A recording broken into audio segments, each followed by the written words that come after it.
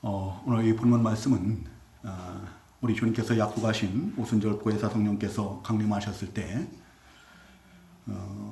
제자들에게 그 제자들이 성령의 부으심을 받아서 각각 여러 나라 말로 곧 방언이죠. 이 방언을 함으로 인해서 사람들이 거기에 모인 사람들이 놀라고 당황하고 또 소동이 벌어졌다고 했습니다. 그때 어떤 이들이 그 예수님의 제자들에게 술 취하였다라고 이렇게 조롱을 했다고 했는데요. 베드로 사도가 그 말을 듣고 술 취한 것이 아니고 요엘 선지자를 통해서 예언한 그러니까 하나님께서 이제 장래에 하나님의 백성들에게 하나님의 영, 그 성령을 부어 주실 것을 약속하셨는데 그 성령을 부어 주심으로 그 요엘서에 약속하신 그 약속이 이제 성취된 것이라고 이렇게 베드로 사도가 증거를 하죠. 그리고 그때 이제 그 베드로 사도가 부활하신 예수 그리스도에 대해서 증거하는 그런 말씀이 바로 오늘 이 본문 말씀입니다. 22절, 23절에서 증거하는 것처럼 예수님은 하나님 아버지의 뜻에 따라서 곧 하나님께서 정하신 그 뜻에 따라서 세상에 오셨습니다. 그리고 하나님만이 하실 수 있는 많은 그 신적 권능과 기사와 표적들을 행하십니다. 그리고 이제 그런 놀라운 이적과 기사를 통해서 예수님이 곧 구약에 예언된 메시아, 하나님의 아들 그리스도 되심을 나타내 보이신 거죠. 그러나 그런 그리스도를 이제 하나님의 백성인 그리스도의 백성들이요. 하나님의 백성인 그 이스라엘에 의해서 이방인의 손, 곧 누굽니까? 빌라도와 그의 부하들에게 넘겨지고 또 십자가에 못 박혀 죽임을 당하게 되시는 거죠. 그런데 그렇게 십자가에서 죽임당하시는 그 예수를 24절에 보면은 우리 24절 한번 다 같이 읽어보겠습니다. 24절 시작. 하나님께서 그를 사망의 고통에서 풀어 살리셨으니 이는 그가 사망에 매여 있을 수 없었습니다. 아멘. 하나님께서 십자가에 못 박혀 죽으신 예수 그리스도를 사망의 고통에서 풀어 다시 살리셨다라고 이렇게 증거하고 있습니다. 왜냐하면은 그 십자가에 못 박혀 죽으신 예수 그리스도가 사망에 매여 있을 수 없었기 때문이다 라고 이렇게 증거를 하고 있습니다. 그래서 오늘 오늘 부활절 예배 말씀 제목을 그가 사망에 매여 있을 수 없었습니다 라고 이렇게 정했습니다. 제목이 좀 어렵죠?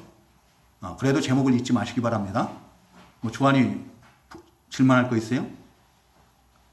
손 들어가지고 질문할 거 있는 줄 알았어요. 우리 주님은 사망에 매여 있을 수 없는 분이셨습니다. 그래서 하나님께서 십자가에 못 박히시고 죽임당하신 예수 그리스도를 죽은 자 가운데서 다시 살리셨습니다. 왜 우리 주님은 사망에 매여 있을 수 없었을까? 그것을 우리가 두 가지 대지로 이렇게 나눠서 증거를 받으려고 합니다. 첫 번째는 바로 우리 주님의 부활이 이미 구약 성경에 예언돼 있었다는 겁니다. 그리고 두 번째는 죄가 없는 성자 하나님이시기 때문에 사망에 매여 있을 수 없었다. 그래서 하나님께서 죽으신 예수 그리스도를 사흘 만에 다시 살리셨다는 겁니다. 이 본문을 보면 베드로 사도가 시편 그 16편 8절에서 11절의 말씀을 인용해서 그 다윗의 시죠. 그 다윗의 시를 인용해서 그리스도의 부활이 이미 예언되었던 것을 증거를 하고 있어요.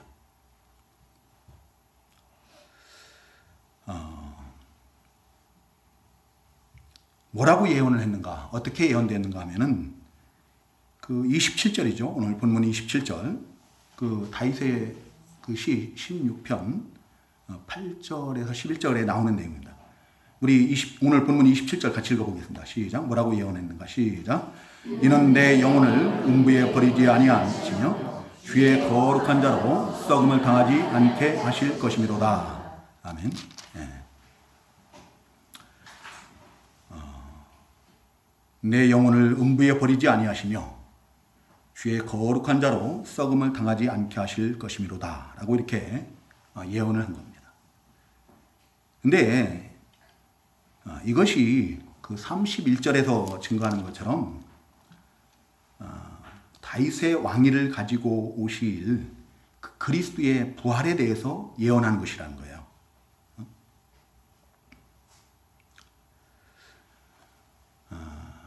다윗에 대한 예언이 아니라는 겁니다. 다윗이 노래를 했지만, 다윗이 하나님이 주시는 감동으로 노래를 하고 또 기록을 하고 그랬지만 다윗 자신에 대한 예언이 아니다. 왜?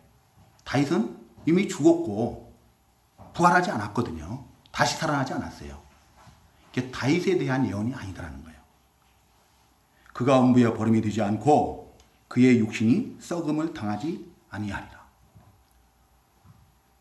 다윗은 이미 장사되어진 바 되고 그 무덤이 지금까지도 모든 이스라엘 백성들이 알 수 있도록 그 무덤에 묻혀 있고 부활하지 않았고, 다윗에 대한 예언이 아니고 그것은 오실 그리스도에 대한, 그리스도의 부활에 대한 예언이었다라고. 우리 모든 인생들은 죽으면 이제 뭐 옛날에는 그랬죠. 다 땅에 묻히고 무덤에 묻히고 또 육신은 썩어 없어지게 됩니다. 그러나 다윗은 그 하나님의 감동으로 오실 그리스도께서 죽으신 후에 무덤에 그냥 버림당하지 않고, 음부에 버림당하지 않고 그 몸이 썩음을 당치 않을 것을, 다시 살 것을 이렇게 알고 예언을 했다라는 겁니다. 그가 음부에 버림이 되지 않고 그의 육신이 썩음을 당하지 아니하리이다 하는 그런 말로 노래를 하고 예언을 하고 그랬던 겁니다.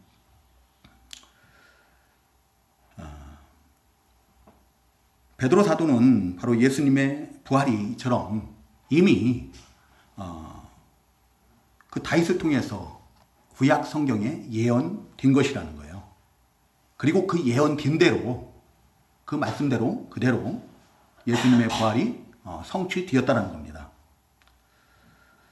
그 마태복음 5장 18절에 보면 우리 주님께서는 하나님의 말씀이 1.1획도 땅에 떨어지지 않고 다 성취된다라고 이렇게 말씀하십니다. 그 하나님의 말씀이 그대로, 그 부활이, 예수님의 부활에 대해서 예언이 되어 있는데 그 부활이 그대로 다 성취되었다는 겁니다. 이사야 55장 11절에 보면은 비와 눈이 하늘로부터 내려와 그냥 헛되이 돌아가지 않는다라 했습니다. 땅을 적시고 소출이 나게 하고 그래서 사람들에게 양식을 얻게 하고 그런다 했죠. 하나님의 입에서 나오는 말씀도 헛되이 돌아오지 아니하고 다 이루어진다, 다 성취된다고 했습니다. 그 약속의 말씀들은 그대로 다 성취되는 거예요. 예언된 그리스도의 부활에, 오실 그리스도에 대한 그 부활을 이제 다윗을 통해서 예언이 되었는데 그 예언된 대로 예수 그리스도의 부활이 성취되었다는 겁니다. 그 부활하신 예수 그리스도, 그 예수님이 바로 구약 성경에 예언된 그리스도라는 겁니다. 하나님의 아들, 메시아라는 겁니다. 무덤에 버려지지 않고 그 몸이 썩음당하지 않은 부활하신 그 예수가 바로 하나님의 아들 그리스도예요. 구주예요. 그래서 그 예수 그리스도를, 부활하신 예수님을 믿는 자마다 모든 죄사함을 받고 또 구원 영생을 얻게 된다는 거예요. 베드로 사도가 거기서 설교하는 것은 바로 그거예요. 너희들이 십자가에 못 박아 죽인 그 예수가 다시 살으셨고 그 예수 그리스도를 믿음으로 죄사함을 받고 성령을 받고 구원 영생을 얻는다라고 베드로 사도가 설교를 하는 거예요. 그 설교를 할 때 한 번에 3,000명이 회개하고 하나님께로 돌아오는 놀라운 구원의 역사가 일어났습니다. 부활하신 예수 그리스도를 증거한 거예요.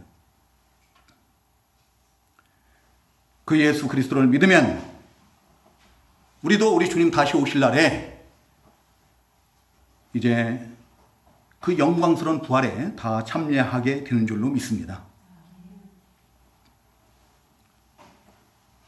부활하신 우리 주님처럼 썩지 않고 더럽지 않고 쇠하지 않는 영광스러운 그런 부활을 하게 되는 것입니다. 사망 권세에 이기신 다시 부활하신 우리 주님을 믿는 자마다 우리 주님 다시 오실 때 반드시 그 약속하신 대로 부활에 참여하게 될 줄로 믿습니다. 우리 주님께서 여기 뒤에 기록되어 있죠? 우리 성도님들 눈 감고 이거 다 외울 수 있어요? 자, 우리 한번 같이 해보겠습니다. 우리 주님께서 뭐라고 말씀하십니까?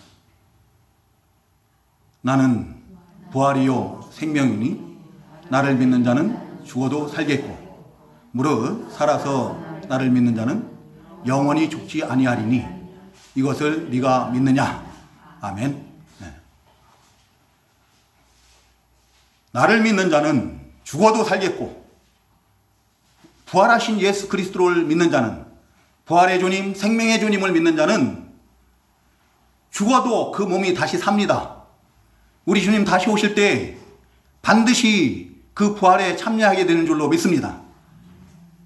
무릇 살아서 나를 믿는 자는, 이 말씀 무슨 말인가 하면은 허물과 죄로 죽었던 영혼이 거듭나서 살아서 예수님을 믿는 자는 그 영혼이, 새 생명을 얻은 그 영혼이 영원히 죽지 않는다라는 겁니다.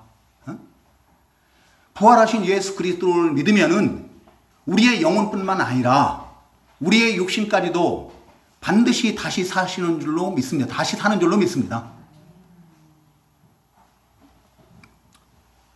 이제 우리가 이 부활의 주님을 믿음으로 말미암아서 우리 주님 재림을 좀 소망해야 돼요. 우리 주님 다시 오실 때 이루어질 그 영광스러운 부활을 소망을 하고 우리가 이 세상에 사는 동안에 우리 주님 다시 오실 날을 좀 깨어서 준비하는 자들이 돼요. 허송세월 하지 말고. 그리고 우리 주님께서 사망에 매여 있을 수 없었던 두 번째 이유는 앞에서 말씀드린 것처럼 죄 없으신 성자 하나님이시기 때문이에요. 로마서 6장 23절에 보면 우리가 죽는 것이 다 죄의 싹시라고 그러죠. 그렇죠? 사망은 죄의 싹시예요. 따라서 이 모든 사람들이 죽는 것을 보면은 모두가 다 죄인인 것을 알 수가 있습니다. 우리 주님도 십자가에 못 박혀 죽으셨으니까 그럼 예수님도 죄가 있는 거 아닌가? 그렇게 생각할 수도 있죠. 근데 조금 더 들어봐야 돼요. 근데 하나님께서 그 예수님을 죽은 자 가운데서 다시 살리셨다는 거예요. 다시 살리신 이유가 뭐라고요? 사망에 매여 있을 수 없었기 때문이에요. 이 사망에 매여 있을 수 없었다는 것은 죄의 싹시 사망인데 죄가 없었다는 거예요. 사망에 매여 있을 수 없었다는 것은 곧 죄가 없었다는 그런 얘기입니다. 예수님은 죄가 없으신 분입니다. 우리와 똑같은 몸을 입고 이 땅에 오셨지만 죄는 없으신, 그 베드로전서 2장 22절에서 증가하는 것처럼 죄를 범치 않으셨고 또 고린도후서 5장 21절에서 증가하는 것처럼 죄를 알지도 못하시는 분이시다. 그래서 사실은 우리 주님은 죽으실 수가 없는 분이에요. 죽으실 수가 없습니다. 왜냐하면은 사망은 죄의 싹시이기 때문에, 죄값으로 죽는 거기 때문에 그 원죄조차도 없으신 하나님의 아들 아니십니까? 우리와 똑같이 부정무혈로 나서 아담으로부터 그 원죄가 유전된 그런 분이 아니에요. 부정무혈로 나신 게 아니라 성령으로 잉태하시고 하나님의 크신 권능으로 나신 그런 주님이시거든요.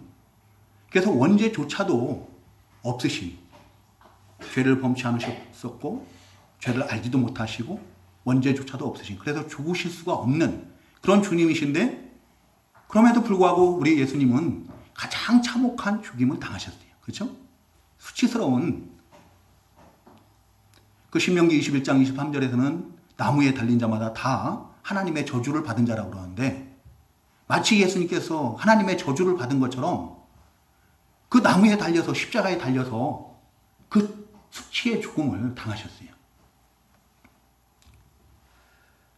그런데 그런 그 예수님을 죽은 지 사흘 만에 사망에 매여 있을 수 없기 때문에 하나님께서 다시 살리셨다는 겁니다. 곧 그 예수님은 사망에 매여 있을 수 없는 죄 없으신 분이에요. 죄 없으십니다. 우리 주님께서 우리의 죄값을 대신 담당하시기 위해서, 우리 죄를, 우리의 모든 죄를 대신 사하시기 위해서 대신 우리 죄를 십자가에서 지시고 죽으신 것. 이것이 그리스도를 통해서 우리를 구원하시기 위한, 우리 죄를 사하시고 우리를 구원하시기 위한 영원하신 하나님의 계획이고 하나님의 뜻이었어요.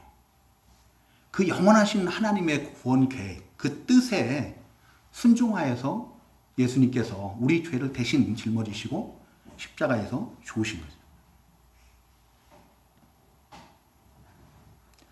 우리 주님의 그 십자가 대속의 죽음은, 죄 없으심에도 불구하고 죽으신 이유는 죽으시고 다시 살리는, 이 부활은, 이제 부활에 대해서 말씀드립니다. 부활은 우리 주님의 죄 없으심의 증거다라는 거예요. 죄 없으심의 증거이고,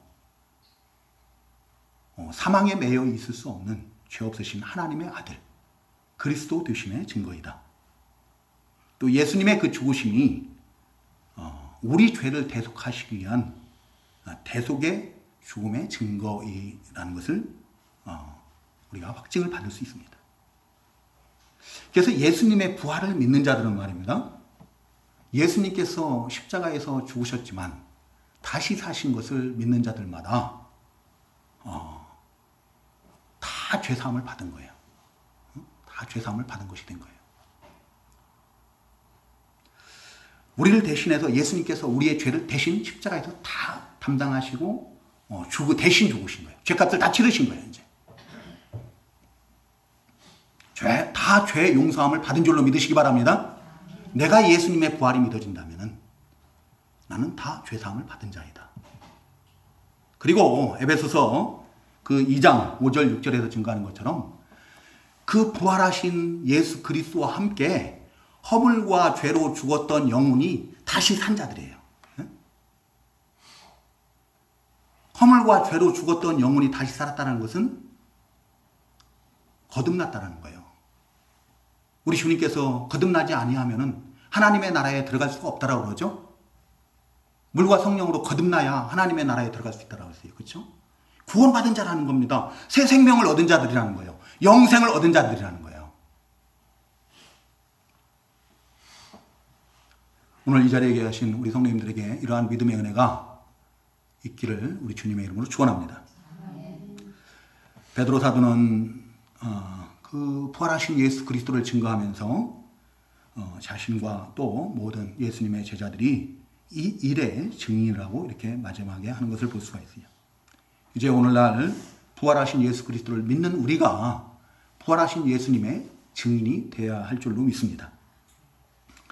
입술로서 부활하신 예수 그리스도를 증거해야 됨은 물론이고, 이제 우리가 부활하신 예수 그리스도를 좀 나타내기 위해서는 어떻게 해야 됩니까? 우리가 그리스도의 편지이고 그리스도의 군사이고 그리스도의 향기입니다. 우리의 삶이 이제 허물과 죄로 우리 영이 죽었을 때와 똑같은 그런 삶을 살아서는 안 된다는 거예요. 그런 삶을 살면서는 아무리 입술로 부활하신 예수 그리스도를 증거해도 너나 믿으세요 그런다. 우리의 삶이 변화되어야 돼요. 우리 영혼이 죽었을 때와 같은 그런 삶이 아니라 이제 영이 산 자들로서, 거듭난 자들로서, 새 생명을 얻은 자들로서, 부활을 소망하는 자들로서 좀 세상과는 구별된 거룩한 하나님의 백성으로서의 삶을 살아야 된다는 거예요. 삶 가운데서 우리가 부활하신 예수 그리스도를 나타내는 주의 백성들이 되어야 될 줄로 믿습니다. 우리 이제 기도하겠습니다.